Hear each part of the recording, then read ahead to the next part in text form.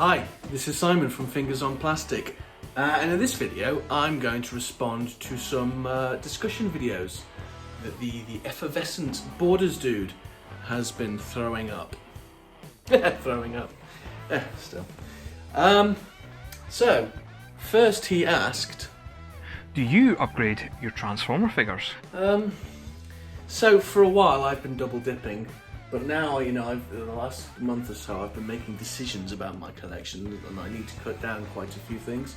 So I'm going to be selling a lot of the older versions of figures. So I'm going to sell a lot of my Titans Returns and my Combiner Wars, because they're just better options for the figures I want now.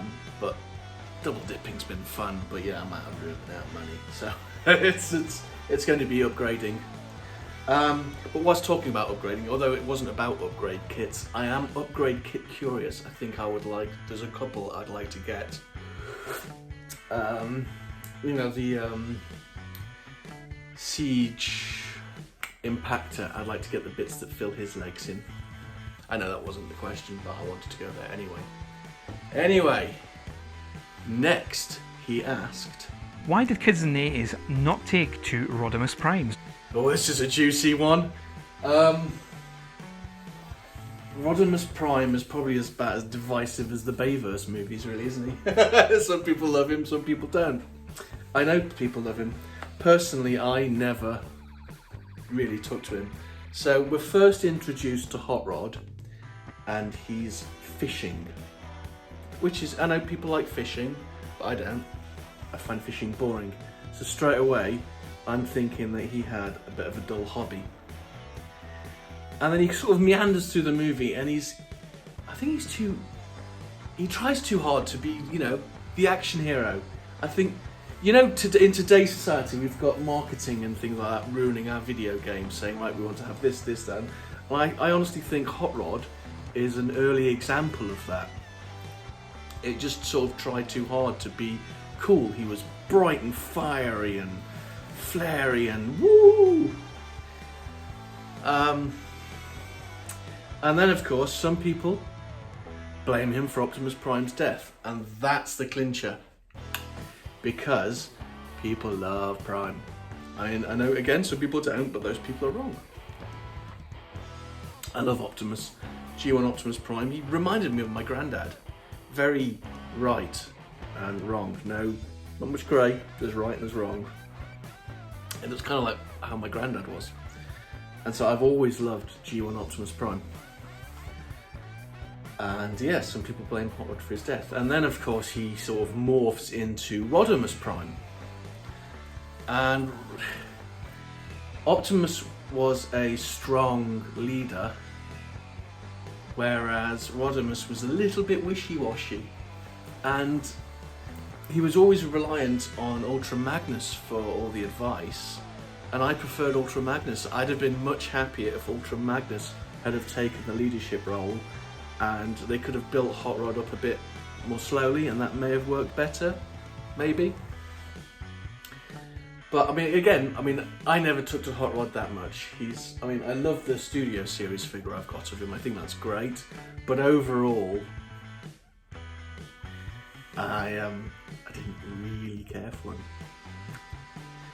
And the third question that Bordersdude asked was, do you feel that combiners that use a combiner skeleton to complete the combined form for that Generation 1 accuracy are cheating or not? Again, this is a juicy question. Now, the obvious straight-away answer is yes, of course, it's completely cheating. But it works. Let's think about Combiner Wars Menasor. He was not a good-looking figure. I like Menasor, but that was... It worked, and it was great for what it was, but... and then we've got DX9 Fans Toys, x-transbots and Magic Square, all giving us a Menasor where they used the trailer as the torso for Menasor. And I think that worked beautifully.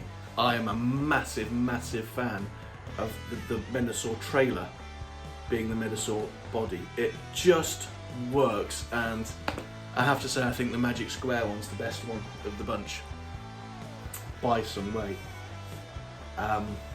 It worked well. XTB possibly should have been a bit more upfront about their trailer, but that's another discussion. And Fans Toys, did it ever happen? Just, I don't know. But then we get MMC, who did a sublime Bruticus. That Bruticus is amazing, and it was all in one. So again, swings, roundabouts. Zeta, when they that Superion they did, I thought was absolutely fantastic, and that came with a chunk. No, I think I just having the chunk, because the problem with Zeta is their jet modes are also beautiful. I love the jet modes. The robot modes, they suffered a bit, let's be honest, but the jet modes and the combined Superion, perfect. But again, that was a skeleton use because it just had a weird torso.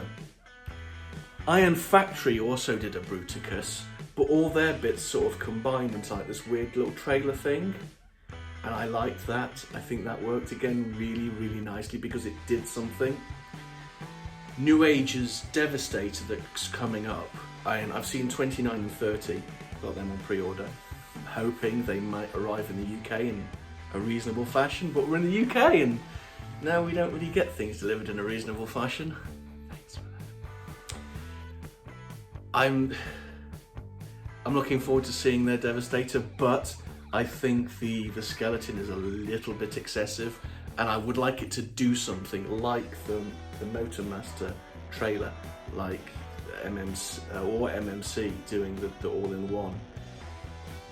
Just the sort of thing, just sort of the torso is a bit weird. I'd like, you know, like Iron Factory with the trailer for Bruticus, and all the others with their trailer for Motormaster.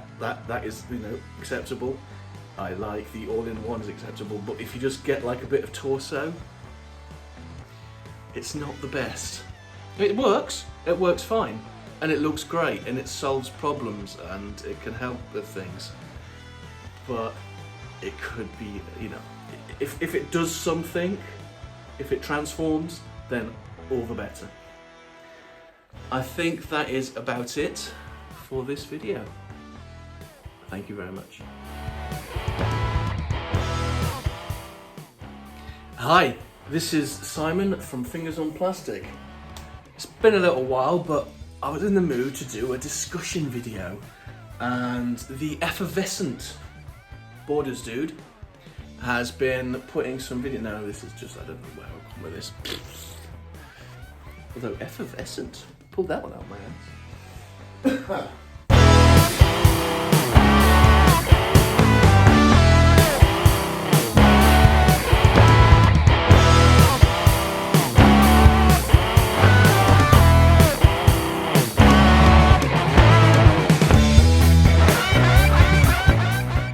Fingers on plastic.